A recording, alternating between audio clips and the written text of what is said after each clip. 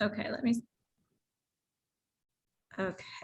me just see if I can get my screen shared here.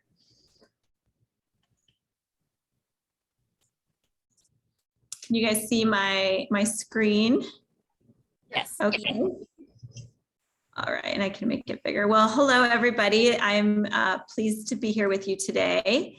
My name is Rebecca Clyde, and I'm the co-founder and CEO of Botco.ai. And we are an early stage startup based here in Phoenix, Scottsdale, technically, Arizona, in the Phoenix metro area. And we're also members of the Phoenix Chamber. But one of the things that we're focused on is really on trying to make it as easy to interact with your health and wellness providers as it is to text a friend. So one of the things that I find extremely frustrating is when I have to deal with the health system and I get stuck on the phone for sometimes 30, 40 minutes just waiting on hold. And having 3 kids and having to deal with my own healthcare, this is really, in my opinion, unsustainable. And, I also have looked out at the trends in terms of, what people and consumers prefer today. And pretty much if you ask anybody, would you rather text someone or would you rather call and wait on hold for 30 minutes? I have yet to meet a person that would prefer to wait on hold for 30 minutes. So I feel very strongly that this product is what the world wants, is the ability to just use text and chat interactions to be able to get the information we need, to schedule our appointments, to get our insurance information verified if we need a treatment or some type of procedure. And so that's what we're really focused on. To give you a little bit of background on myself and how I arrived at this journey, right? It's not like I just woke up one day and decided to do this. There was a bit of a journey. So I'm going to take you back to my growing up years. Actually, I am in this picture. This is my family, my 2 brothers and 5 sisters. And I was actually raised in South America. So this picture was taken in Santiago, Chile, where I was kind of raised during my grade school years. And you can see that all of us here are kind of in matching dresses, but I'm the one that is kind of the goofball in the middle and decided to become the entrepreneur. So I actually went to college here in the US. And one of the things I discovered about myself was that I did not enjoy housework. And so even though I was married and had kids, I decided I wanted to have a career. And I left college and went to work at Intel, which is where I actually started my first, like I would consider real job, like post-college real job. I worked at Intel, which makes the processors that go in just about every computer that's in the world and in servers. And I was there during a really important time when they were really starting to create their first consumer brand presence. And I was very excited to be part of that. I worked at Intel for 8 years here in Chandler, Arizona. And I had a number of different jobs. I worked in product marketing. I worked in strategic marketing. I worked in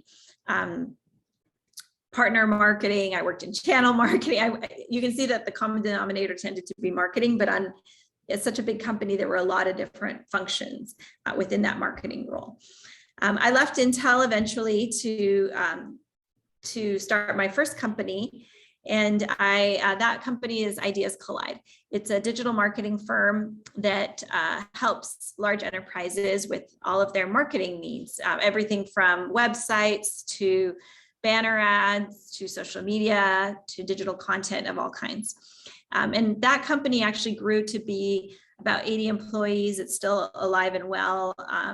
Based in Scottsdale, Arizona. It's now one of the largest agencies and most successful agencies here in the state of Arizona. Also very much a great partner of the Phoenix Chamber. So I did that for about 10 years. And it was really, that was essentially my first business, my first foray into entrepreneurship, into starting a company and into being able to really know what it is to build something from the ground up. And a lot of it was possible, I believe, because I had that initial experience working inside the realm of a corporate environment. I kind of learned the ropes there and then eventually transitioned those skills and that learning to become a service provider and actually bill for my professional services and build a team eventually of people that could also do that.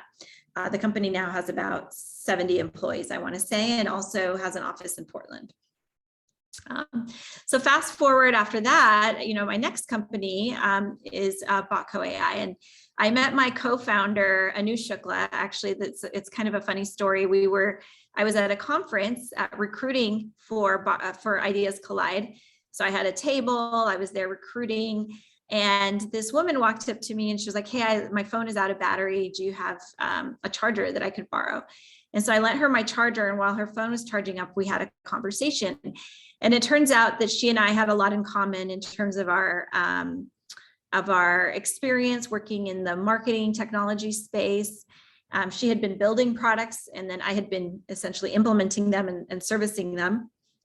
And so we realized that we had a lot in common. We started to talk about some of the challenges that we saw out in the world, particularly around these marketing platforms or these technology platforms that were, in my opinion, very antiquated.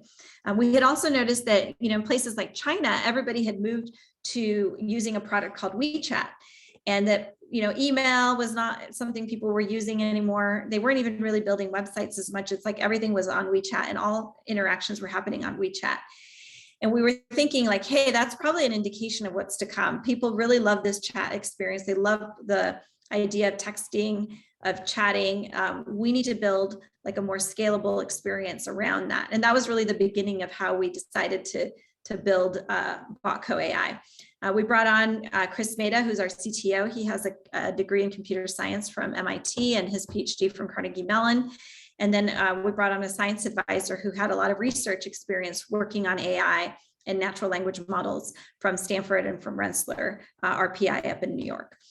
So that's essentially how we got together with our know-how in terms of industry knowledge, in terms of technology, understanding of market analysis as well. We did quite a bit of interviews and research to try to understand, how could we create a product that the market really wanted. And before we wrote a single line of code, we interviewed over 100 people that would be potential buyers of our product. We iterated the idea multiple times. And then eventually that's how we landed on, the concept that you saw right before was this notion of a platform that allows you to have some utility, especially around these high value interactions in the healthcare space. One thing that was really interesting when we were initially ideating this before we built anything, you go through the first 10 or 20 meetings are kind of go badly. Usually people are like, I don't know, I don't like the idea. What about this? What about that? But what happens is you start to fine tune your idea with every session, right? Hopefully, right? You're making improvements. The whole idea is to get feedback and really understand what is it that people want. What can they make? What would actually work within their companies? What would they be willing to pay for? And probably by the time we had done close to 100 of these, one person we were talking to, she was an executive at a big multinational company. She said, "Hey, I'm actually really loving what you're showing me. What would it cost for me to be your first customer? I'm ready to, I want to secure that." And she was serious. She signed essentially a purchase order for a product that did not even exist yet. And she knew that it did not exist yet, but she's like, "How long would it take you to build this? And how much would it cost? I want to be the first person to have it." And that's how we essentially funded our company to begin with. So it goes to show you that you don't actually have to have a product to be able to sell it. You just have to have a really good idea, be able to have a team that can create it, right? But you can pre-sell your product before it's available. And like I said, for us, what really helped us arrive there was the fact that we had done so much iteration and so many interviews, and we had been able to bring in our collective experience to really get the idea to a place where it was viable and viable. And then, just to give you a little bit of rundown where we are today, now we have nearly 30 customers using our product. These are big companies that pay us, large sizable contracts to use our platform in order to facilitate these kinds of interactions with their health consumers. So we process on any given month close to 1 million messages that go back and forth between our healthcare providers and our customers and their consumers, I mean. So let me tell you a little bit about, myself as well, just today, I have 3 kids. They're really great supporters. Actually, they're a little bit older than they are in this picture now. My oldest is now actually a college student as well. She's at NAU. And so, they are my inspiration. Whenever you decide to go on an entrepreneurship journey, one of the things that you'll realize, or at least has been my experience, is that it's a very difficult journey. There's way more disappointments than there are successes. So it's kind of like a 10-to-1 ratio. Like for every 10 struggles and challenges and just roadblocks that you have to clear every single day, there might be one little teeny tiny success. So it's a really, it's not a great ratio. So it really requires having a lot of conviction and a lot of I would say determination around your idea and around, wanting to bring this into the world.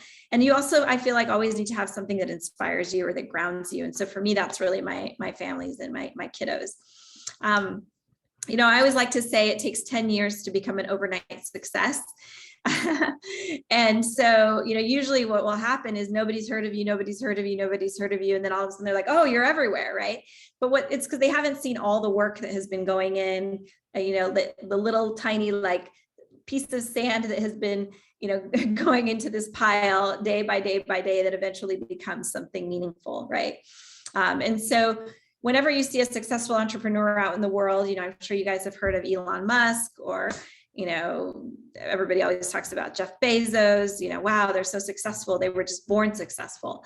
It's not exactly right. Every entrepreneur has had to go through a huge amount of hard work, discipline, loss, sacrifices, disappointments, failures again and again and again, until they kind of figure out how the thing will work. In our case, we actually, our first iteration of our product, we worked on it for 6 months and then we had to scrap the entire thing, for example, because the technology that we were using became obsolete overnight, almost literally. And so we realized wow, we're not going to be able to continue our business if we do this. Be prepared for those kinds of things if you decide to start a business. And Nayan had asked me to talk a little bit about what are some of the skills that you might need to develop during this time while you're getting ready to embark on your careers and on entrepreneurship. And I would say, a lot of people will tell you, oh, it's really important to learn a programming language, which I think is great. It's really good to learn certain tools, like get certified in some products that are out there that might be important to your industry. There's certifications you can get. All of these things are really important. But actually what's the most important and what differentiates somebody who can make it versus somebody who can't is not the hard skills necessarily always. It's actually more the determination and the willingness to work and to have resilience. And so I always think of resilience as if you watch a 1-year-old child that's learning to walk, first of all, they don't have any clue how this is done. They're just kind of trying to figure it out, right? And they'll fall 100 times as they're trying to figure out how to walk, but they never actually fall and say forget it, I'm never going to be able to walk. I'm just going to sit here on the ground forever. A child will never do that. It means everybody here in this room, we all walk, I'm pretty sure, or at some point learned how to walk. We all learn by falling, at least 100 times or more. And so resilience is just that willingness to I'm not going to be fazed by it. I'm going to get back up and try it again and build those muscles so that finally, our legs can hold us up and we can take those first steps. It's the same in entrepreneurship. The first couple of times, or in your careers, really, in any aspect of your career, the first time you maybe give a presentation, it may not go great. It may actually bomb. And that's okay, right? It's your first presentation, and but the only way you'll get better at giving those presentations or get better at whatever it is that you need to do is by doing it again and again and again and again and developing that muscle. So I would say, when I'm looking at people that I'm hiring or bringing into my company, Yeah, I care about the skills. I might spend about 20-30% of the time really probing on, do they have the skill set, which is important, but more importantly, can they learn? Are they resilient? Are they going to put in the hard work? Are they willing to deal with disappointment? Are they willing to deal with not everything going their way all the time? Because it doesn't, stuff doesn't go our way every day. In fact, like I said, most times it doesn't. And so being able to handle that and have the stomach for it is really, really important. So I always tell people, get comfortable being uncomfortable, get comfortable doing things you're not good at and learning new things. I think the fact that all of you are here today probably demonstrates that you're on this path and that, you're definitely in a stage of wanting to grow and develop. So those are a couple of experiences I would share. I always like to say, hey, I wish somebody had told me what this was really like, starting your own company or, even your career. And the truth is, it's a little bit like Candyland. My kids love playing this game. And even though they're kind of outgrowing it at this point, I still like to pull it out once in a while because it's just an easy game to play. But,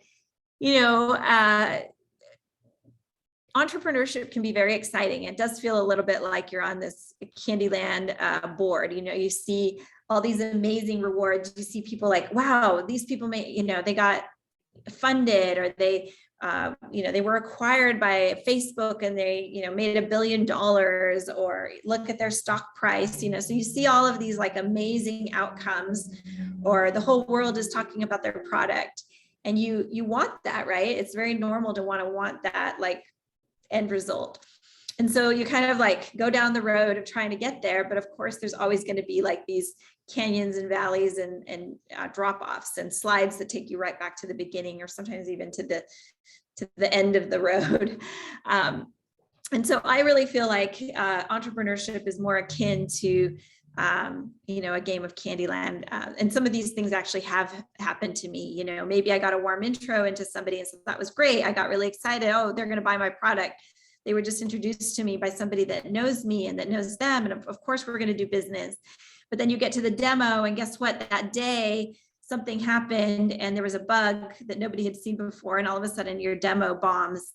And the person is like, oh, I'm definitely not buying your product. It obviously doesn't work, even though this bug has never surfaced before, right? It's going to surface on that most important day.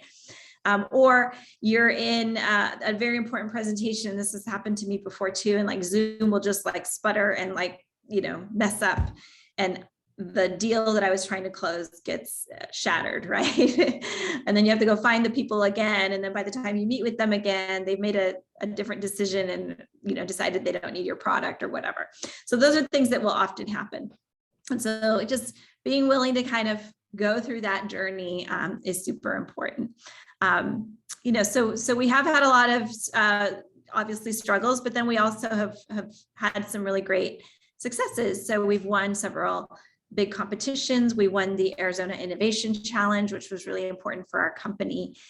We were eventually able to raise money as well from investors. And so I didn't know if you guys wanted me to get into that a little bit in terms of how we did the fundraising, or if I wanted to pause here and just answer a couple of questions from the group.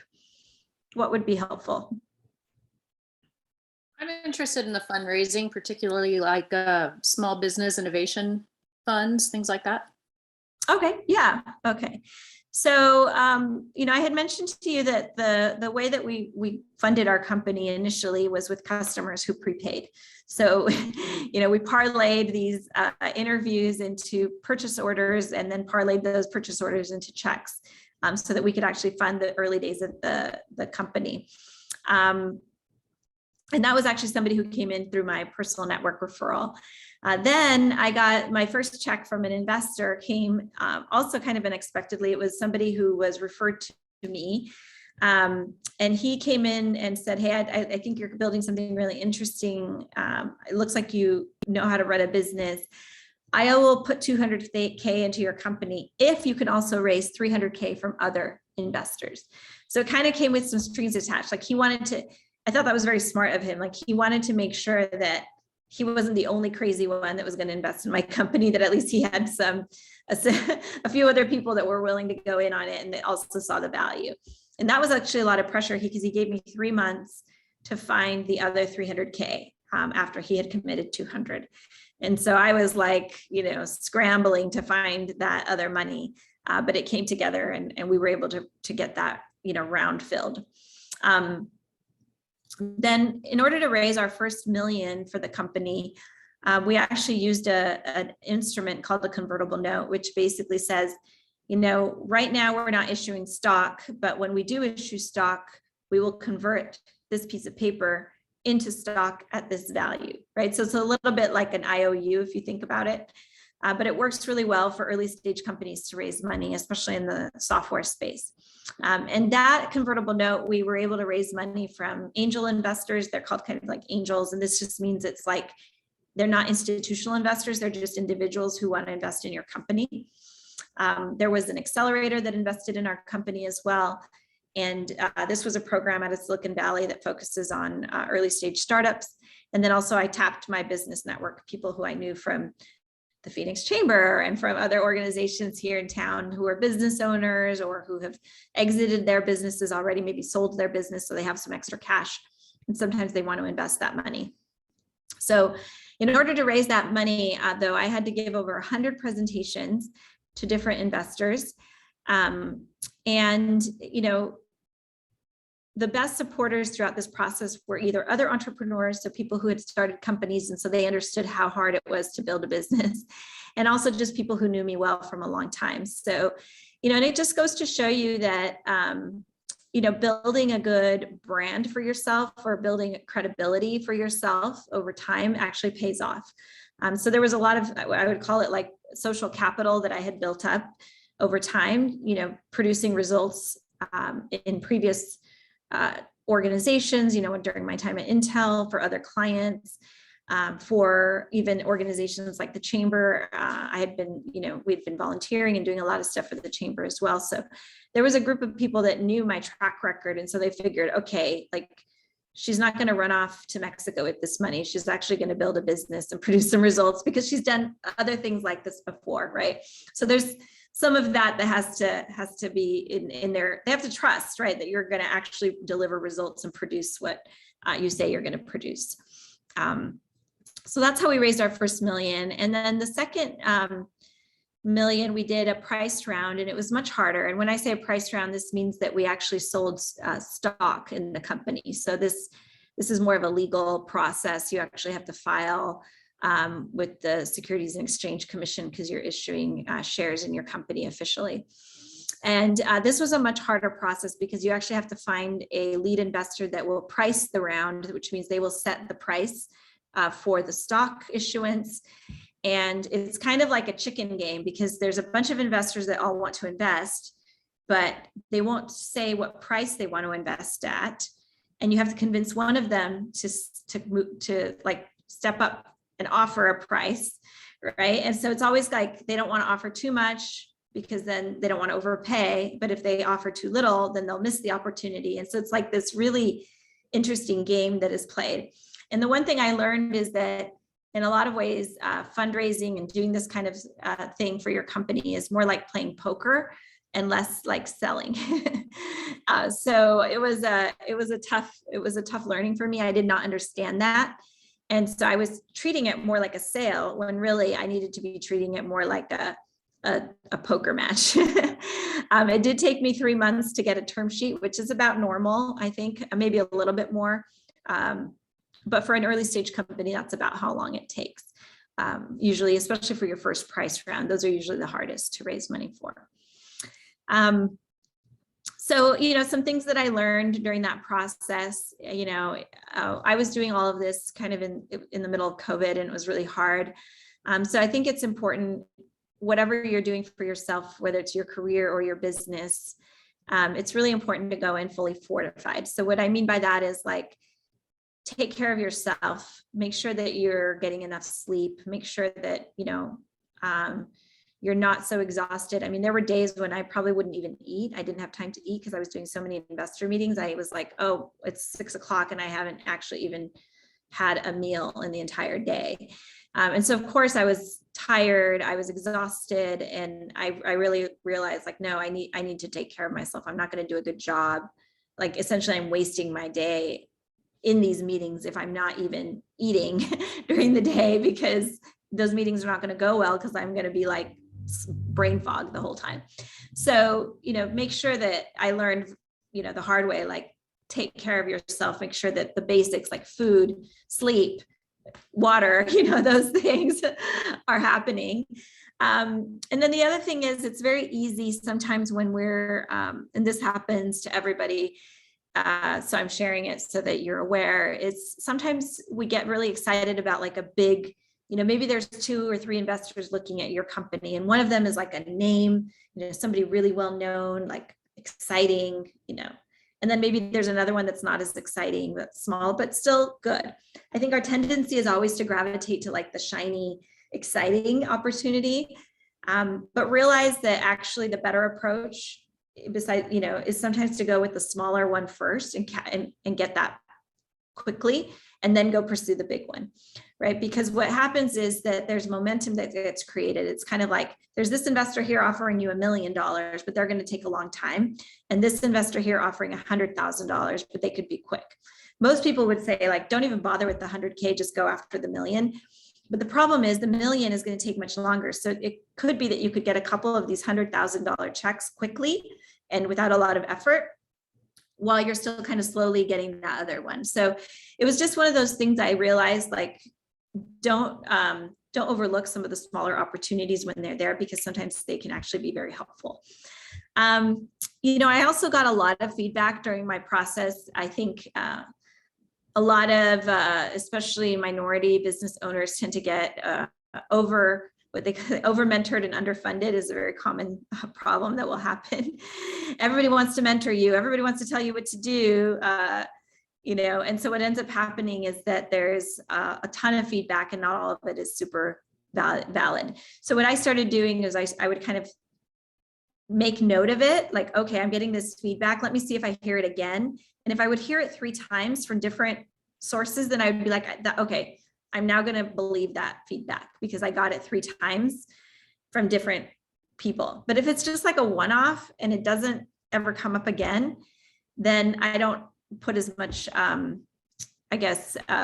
on it. I'm not going to fret about it. I'm not going to like lose sleep over it because I only heard it once and it didn't seem to like really resonate. So just something that I learned during that process.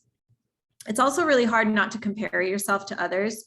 And this is in school, in your career, in life in general, on social media, wherever you are. I think there's always this tendency to compare ourselves. And, our entire system is built around comparison, like even how they rank us in school. We're just used to like a constant comparison going on. But the problem with comparing is that sometimes it can be very debilitating. And so if it's not serving you and it's not helping you show up the best way that you can, then it's not the best use of your focus. Like it would be better to focus on, how can you do better than your previous effort, but not so much doing better than somebody next to you. So it's good to compare maybe to your past performance and maybe look at your own personal progress over time. That's really valuable. But if you're always looking at what somebody else is doing and trying to compare to them, I haven't seen that has yielded the best results for me, at least. Something else I was going to share, Arizona has a really interesting, unique, I would say, opportunity. And it's that there's a legislation out there that says, angel investors can get a tax credit. There's the Arizona Angel Investor Tax Credit that we have available. What that means is that there's people with money walking around here in Arizona. We all have to pay taxes, who want to get a credit, or, everybody's trying to figure out how do they reduce their tax burden. And so if they happen to be sitting on a lot of cash and they have the ability to make investments, they have this opportunity where if they invest in your company, they can actually get a 30% tax credit over 3 years. So it's a really great incentive for people who are sitting on cash to actually deploy that cash into an asset like a company, like a business. And so I really recommend that everybody, if you're ever thinking about starting a company in Arizona, the way that you do this is you actually have to get set up on the Arizona Angel Investor tax eligibility web list. So essentially you go to the Arizona Commerce Authority website, they have a form you fill out where you put all your company information in there. There's some criteria of, you know, what type of companies are allowed or not allowed on this list. But once you register your company, any investor in Arizona that is an Arizona taxpayer can be eligible up to $3 million, there's a limit, can be eligible for this tax credit. So I actually used this strategy as a campaign to raise money for my company initially. And I reached out to, I even wrote a letter. I reached out to the women in my Pilates class. I reached out to my former coworkers. I reached out to people from all the country clubs that we have here in Arizona. People who golf tend to have money. So if you just hang out in the golf club, you'll meet people that are sitting on lots of cash that can be deployed within your business. I went to my university, ASU, where I studied for my master's degree, and they actually have a group of investors that get together once a month and they look at companies. And so I presented to them.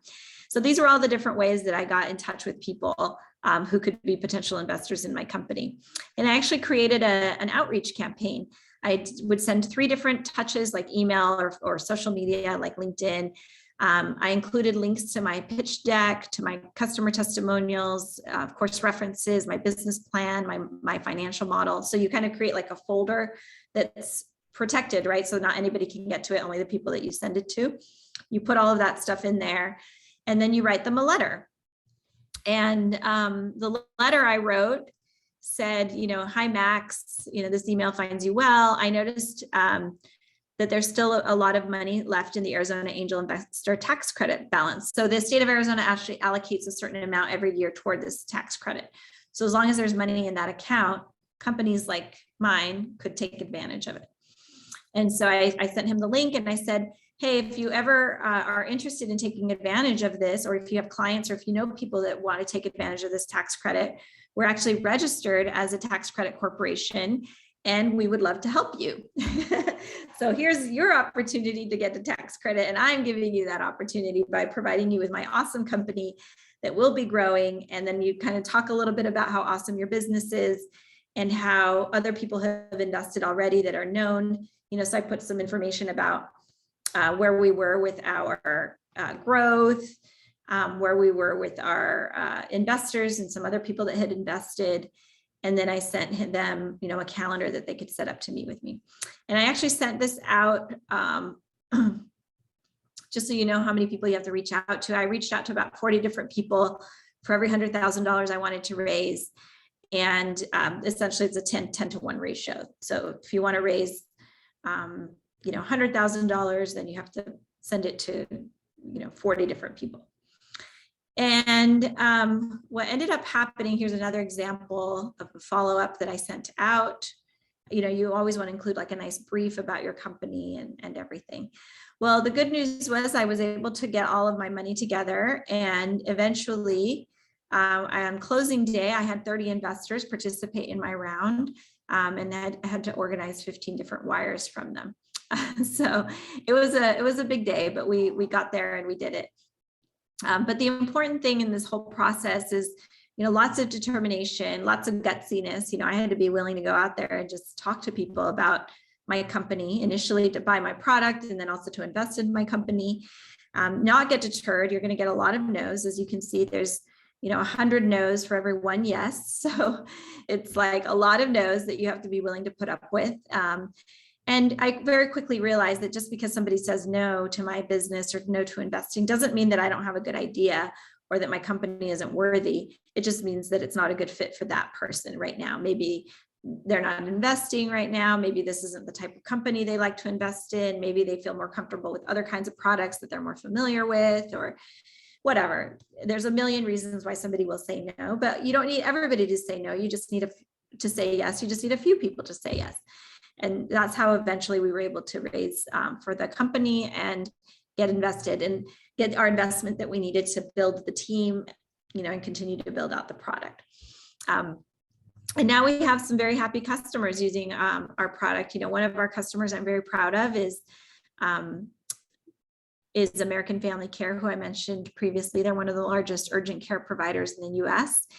And, we found that because they shared a very similar value. They care about getting to their consumers quickly. They care about great service. They care about being able to be, instant and on demand. And the fact that we were able to provide that for them through our product has resulted in a nice long relationship. They've been with us for over 2 years now. So with that, that's kind of what I prepared for today for you. I'd love to answer your questions because I think it's probably more interesting to answer questions than to watch me present slides. So I'd be happy to take your questions now. Hi, I have a question. My name's Diane Waitman. I'm just curious, hi, what made you, I hope this isn't too stupid of a question, but it sounded like the way you presented is like you had a great idea and you found the key players that you wanted to go forward with, and then you started going after the cash. So you decided, what made you decide you needed 2 million to get started on a software venture is what I'm curious for one. And I didn't get the impression that you guys were building anything. So did you feel like you needed to hit 2 million so that you can go get a building and go get some hardware? And what made those decisions happen? No, by the time we raised money, we already had a basic product. Like we had what we call a minimally viable product, an MVP, right? So it's kind of like the bare bones version of the product. We actually built that initially when we got the first check from a customer who prepaid. So we used that little bit of money to actually build like a prototype plus. Think of it as that. It still works, but it's small, and then how did we decide to raise 2 million? For a number of different reasons. We looked at, okay, what else does the product really need to have to be competitive in the market, right? What are all the things that customers are asking for that we also understand need to happen? And then based on that, I'm going to need to hire these many engineers to make that happen. And then I'm going to need to hire salespeople to sell my product. And I'm going to need to hire marketing people, so you build out your plan. This was all driven by our business plan, like all of the different resources we were going to need to really take the company to the next level and get it to, our goal was to get it to 1 million in revenue by a certain date. And so all of those things play into the business plan. And that's how we determined, like, hey, we really need to raise about $2 million in this round.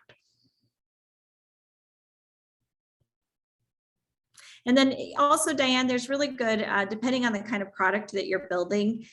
The nice thing about, I think, the startup community here in Phoenix is that there's a lot of people who can tell you from experience what that will take, right? We tend to underestimate how much things will cost and how much work it will be to get something to a certain place. So depending on the type of product, it's nice because you can probably find other people that have built companies around those kinds of products and get a sense from them. So like I have one friend who's doing a company totally different. I'm software and she's doing cosmetics, right? She has a line of mascara, for example. Totally different from mine because she has to manufacture a product. She has to package it. She has to ship like a physical asset, something that's in an envelope and goes out. So she's going to have postage costs. She has product,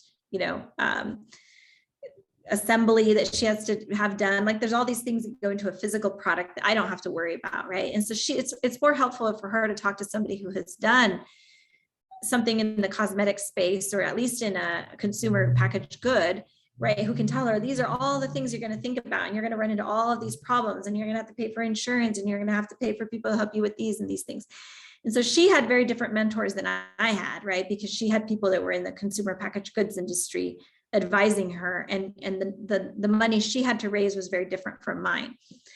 So, depending on your industry, you want to get those benchmarks from other people and understand what is it really going to take, not is what my imagination tell me it's going to take, but what have people who have done this before experienced, and what can I learn from them? Thank you. Yeah, you bet. Hi, Rebecca. Oh, sorry. Paloma had her hand Go up. ahead. Thank you. Yeah, so I'm Paloma Greenwald. It's a pleasure to meet you tonight. Thanks for investing this time in all of us. I do have several questions, actually. So I'll start out kind of yes, no. So when you had that first $1 million that you were raising with private investors, is that like a contractually guaranteed repayment structure, or it's just they don't know if they'll ever see it again?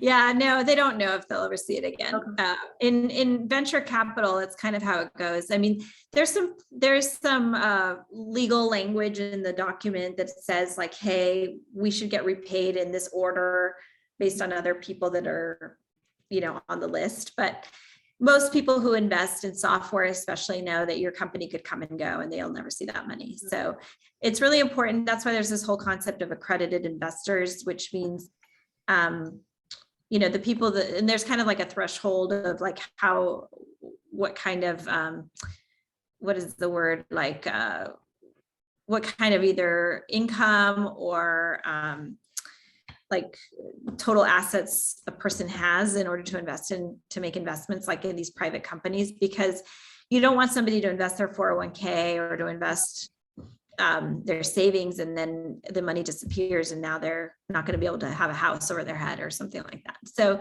it's really important that people understand, like, you could totally lose this money. Like, there's no guarantee at all that I'm going to succeed. It's just, hey, you have the trust that I'm going to actually work really hard and get something done. So do you outsource all that like legal team contracting and advice? You don't have counsel? Yeah, I have an attorney. So, and actually a lot of attorneys here in town will do not free, but like delayed payment, because they know that initially you don't have the money to pay their legal fees.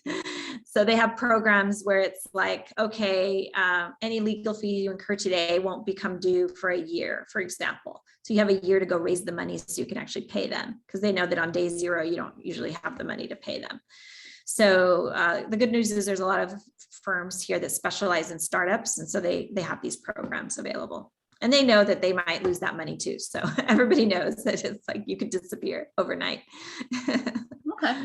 Your LinkedIn profile, kind of the photo of you looks like the quintessential TED Talk background. Oh yeah. Assumption. What's that? Was that from a TED Talk that you gave? It was a conference. It wasn't a TED Talk, but it was like a TED. Yeah. Okay. And then lastly, also along with your MBA, what was the big advantage for you personally to do the formal education through ASU? And then I'm done. Yeah. I did my MBA honestly because first of all, Intel was willing to pay for it. So I'm always like, hey, if somebody's going to pay for it, I better do it. It just seems like a good idea. And I knew that I wanted a career in business. Like, I was already working in the business world at Intel, and I knew that that's really what I wanted to focus on. And in an MBA program, it's nice because you get maybe more focus on things that were not part of my day-to-day at Intel, like finance, right? You spend a lot of time doing finance and accounting, and it didn't matter that I didn't want to be a finance person necessarily, but to be in management, you have to understand finance. And to run a business, you have to understand the basic concepts of accounting and finance. So, I spend a lot of my day in spreadsheets building or working in financial models. I am the worst finance person in the world. Don't ever ask me to build those things for you, but somebody can actually start one and I can finish it, or at least I can interpret it and understand it, because I got my MBA and I studied enough to be able to understand that. So that was really my interest. I knew that I wanted to work in business. And so that was just something I felt like I needed to do. And it's been helpful for the reasons that I just explained. Let's see, we have Italo and then Maria. How about that? Okay, thank you. So Rebecca, I was wondering, how did you have this idea? How did it came up to you, like, and make you drive to pursue the idea and like make everything? Well, they say that the thing that frustrates you most should be the thing that you work on to fix, right? So, and there's actually an example.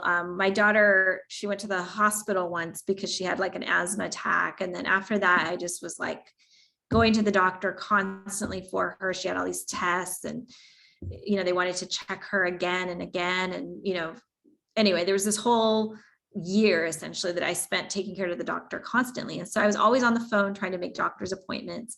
And no joke, I mean, I was lucky if I was only on hold for 30 minutes in any of these interactions. That would be like a good, amount. Sometimes it was 2 hours that I'd be waiting on hold, trying to get a hold of somebody or trying to get a specialist or trying to get answers about something.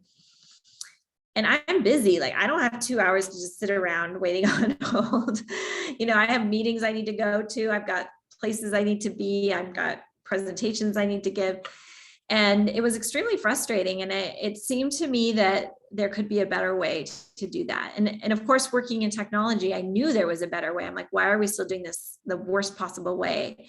Let's give this industry the right tools so that they can provide these kinds of experiences digitally and instantly. And luckily, I knew kind of people, the team that needed to come together to deliver that. So it really came out of largely, my experience and then also my own understanding of how technology works. All right, Maria. Yeah, you bet. Maria. Thank you so much. That was such a motivational and inspiring presentation. I've got 3 questions, if I may.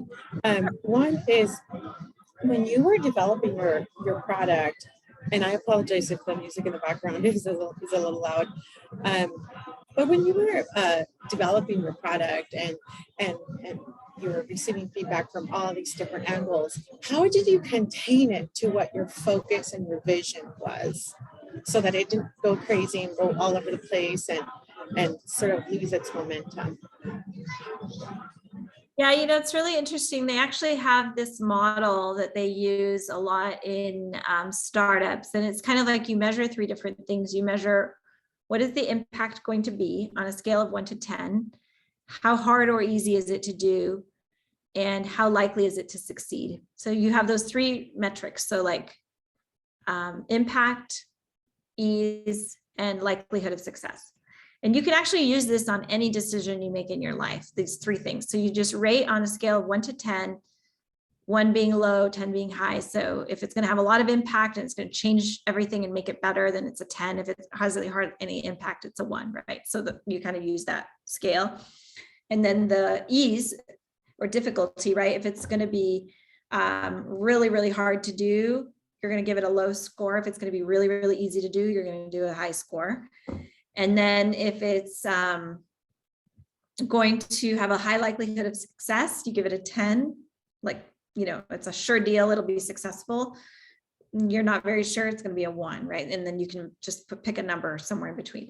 So that's the best metric. Like, that has been, I'm not saying it's like perfect, but it's a good model to use. So if an idea comes in the door and somebody says, Maria, you should paint your wall blue, right? You measure it on those 3 things. What is the impact? Will it actually give me a better result? Like, will it have a good impact? Is it hard or easy to do? Can I get access to paint? Do I know how to paint? Do I not know how to paint? Right? It could be hard for some people. It could be easy for some others. And then how likely it is that it will actually be successful, that you can complete it and it can work for you. So those are some things you can apply to any decisions that you make really in your life or in your business. Awesome. Thank you. I'm looking forward to applying that to my personal life. And, they say that there are no coincidences. So the fact that you went from your background in marketing, and now you're applying that to your current business now, how difficult was it for you to pivot, like literally from 2 different industries? What was that like? I actually really enjoyed it. Because what happens is, at least for me, I like learning new things. And if I'm doing the same thing for too long, I get very bored and I actually get very disengaged.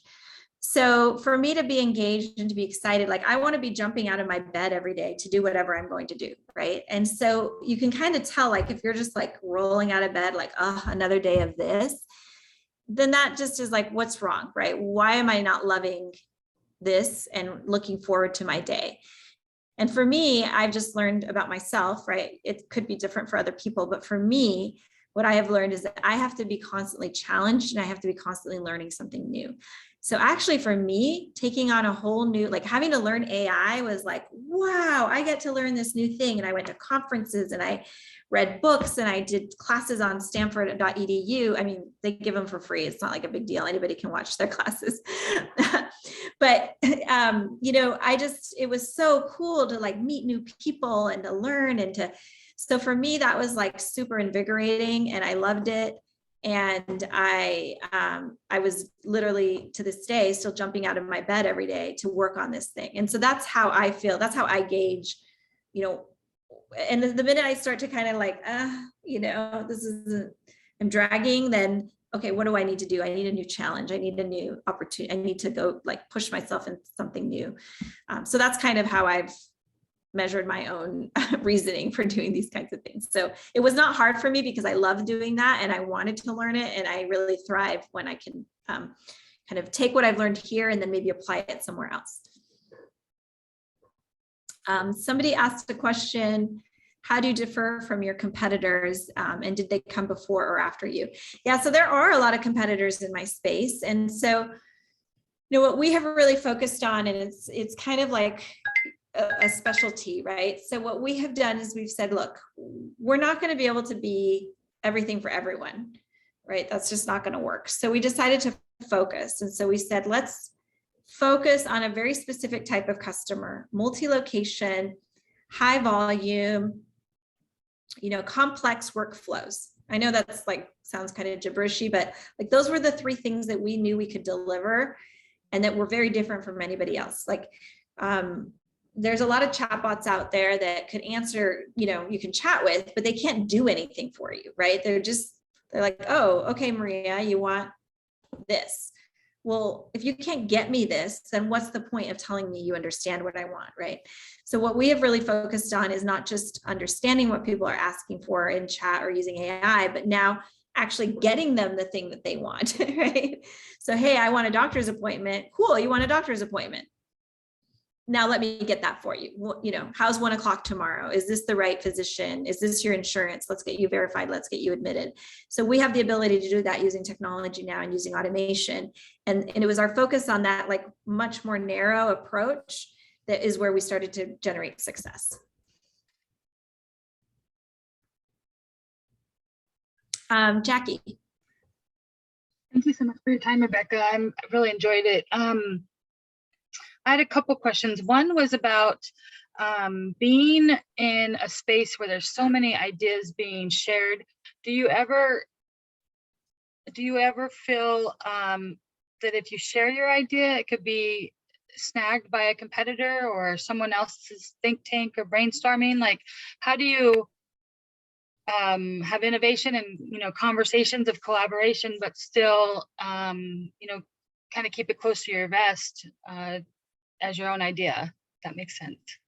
Yeah, I understand. I'm not a big, that's not what worries me, honestly. I mean, I could tell somebody this is what my product does and this is what I'm working on. And I'm going to release this in 6 months. And honestly, I'm not worried because I know how hard it is to get to that point. Like, even if somebody said, oh, I'm going to copy her idea and I'm going to they're not going to get it done overnight. Like, I know how hard it is. And I've been working on this for 2 years. They're not going to just show up and tomorrow have the thing that I'm working on. Right. So I actually, I'm not going to give them the code and I'm not going to give them like the recipe to how to make the cake or the thing that I'm going to make, but I can tell them like, hey, I'm going to make this thing and we're going to launch it in a month. And, that's what we're working on. But I don't really worry that much about it. I know the one thing I have seen is like in the investor community, people will often, there's some people in there with like disingenuous intentions. And so they might reach out to you and be like, hey, Jackie, I heard you're doing this thing. And they're fishing, right? Because maybe they have a competitor of yours in their portfolio and they're just trying to get information about what you're working on to tell them so that they know. So there's definitely that goes on. I know that it goes on. And so but it's usually investors, they're the ones who do that the most. And so with them, I'm usually a little bit more like, I make sure I have a good relationship of trust before I like reveal much to them. But other than that, and then you also have to do your homework. Like I study them, I look at their LinkedIn, I look at their investments before I talk to them and make sure that there's not like a clear competitor in there. Right? They're not best friends with somebody who they're going to just go squawk everything I've just shared with, right? That's not the foolproof way of doing it, but I do my homework too, like before I talk to people, and just make sure that their intentions are legit. And then you also have to sense, I've done this thing before where if I'm getting a vibe where it might not be like super clear what they're looking for, I just ask them straight up. I'm like, hey, I'd love to talk to you, but before we talk, I'd love to understand what you're going to do with this information. Can you please explain? Are you just trying to educate yourself on the space? Are you actually making investments for somebody else and you want to know what I'm doing because that could be helpful in making a decision? Or are you interested in investing in me? I'm very specific now. Like at the beginning, I wasn't so upfront, but now I ask them, basically I'm asking them like, are your intentions, you know, in good faith? Is this a good faith conversation? Or do you have other intentions that I need to know about?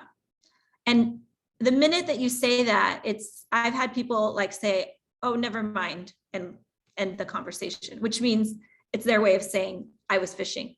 Right. No, that's great. Yeah. And you were talking about angel investors. Is the status needs to be a corporation, or could it be an LLC or a limited liability company? Or I didn't know what the levels were to be eligible for angel investment. I think you'll have to check the ACA, the Arizona Commerce Authority. If you look on their website, they actually list it out, and I can maybe, I'll send the link out so that everybody can see it, and it actually lists out the eligibility. We are a C Corp. We're actually incorporated in Delaware, which if you're a technology company, that's what you want to do. You always want to incorporate your company in Delaware, and then you can file you can register your company in Arizona as a foreign entity here. So I am an Arizona company, but for the purposes of the technology industry, it just makes more sense to be incorporated in Delaware. Yeah, so that's what. No, that's perfect. Thank you. I appreciate your time. Yeah, I'm looking at the comments here. Even angel investors can often spy. Yes. Yeah, they won't sign NDAs. Somebody said a lot of investors refuse to sign NDAs. They do not sign NDAs ever. So don't ask them to, because they'll just like be put off. But instead of having them sign an NDA, just simply ask, what is your intention? What are you going to do with this information? Do your own homework and see if they're actually connected to somebody close that you don't want the information to get to. And I find that works. Rebecca, I know that you only had till 6 p.m., correct? And I want to be mindful of your time. Yeah, I mean, I can take a couple questions, but yeah, I was planning to wrap around 6. Can I just ask a question? So could you explain a little bit more about the product? I mean, I too I've had a child with a brain injury, and I've spent all those horribly long days and time online and waiting and all that good stuff because it's horrible. I get that. Your idea is wonderful. Now you so far have American Family, was it, as your main? So how do you deliver? So like, let's say I get on your chatbot and I say I need an appointment or whatever. So does it just go through that family of physicians and serve up a physician that works for my timing? What about, like you mentioned, records and everything else? How in depth does that get? What all do you serve? Yeah, what we do to accomplish that, Diane, is we actually integrate with other systems of record. So we're in healthcare, there's this system usually that's like an electronic health record system, an EHR, or there's a practice management system. So every health record is in one of these products. It's another software platform. So essentially, we are not the keepers of the record or the schedule, but we interface with that. So our product through an API will talk to that system and say, hey, Diane is knocking. These are her credentials. She's legit. She's who she said she is because we authenticated her. She needs to know, she needs to make a new appointment, or she needs to reschedule an appointment. And the system will tell us, okay, yes, that is Diane. We agree, it sends us back a token that says, yep, that's her. You gave me the right credentials.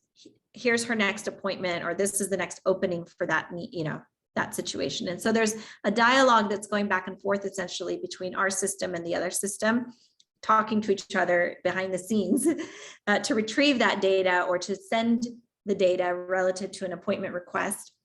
So there's kind of like a little conversation going on behind the scenes. And then once that's fetched and we're ready to give it back to you in the chat session, we'll say, okay, Diane, these are the available appointments, or these are the available options for you based on what I was able to retrieve from this other system.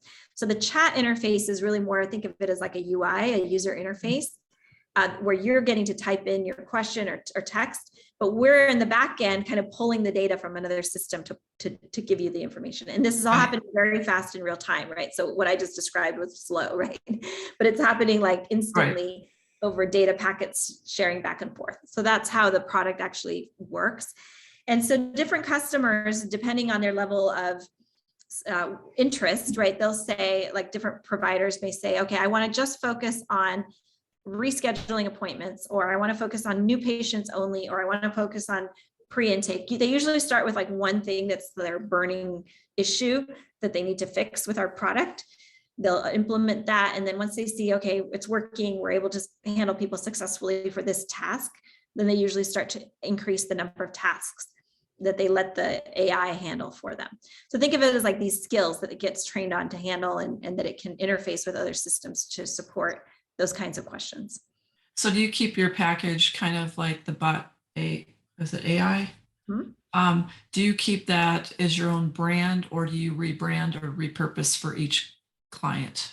Yeah, our product sits behind the scenes. So to the customer or to the consumer, like the patient, it always looks like, their brand, right? It's supposed to be part of their system. So it's like on their website, or it's on their social media. Sometimes they put it in Facebook.